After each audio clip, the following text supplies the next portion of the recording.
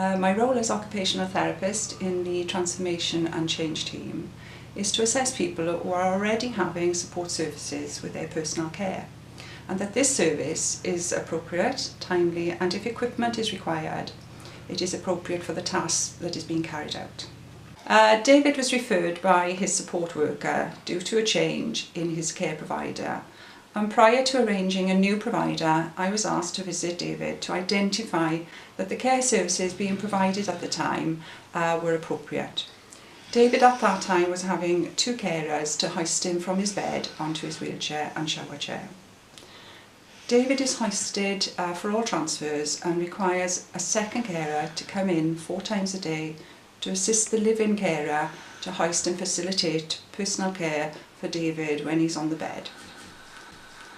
David leads an active life and would like to take part in more social activities within the community, but it is limited as the second carer has to visit at planned times. This was making David feel tied down and frustrated. He could only get out of bed in the morning when the carer called and had to retire to bed when the second carer called again in the evening.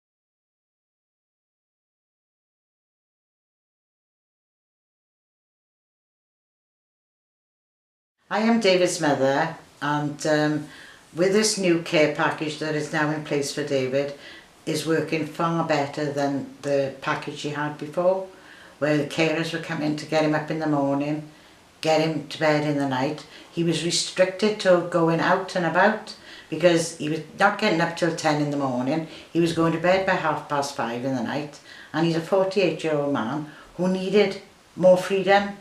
But now there's only the one carer that's with him 24/7. He has 3 main carers, but they do it in split shifts. You've got one that does a 6-day and the other 2 do a 4x4.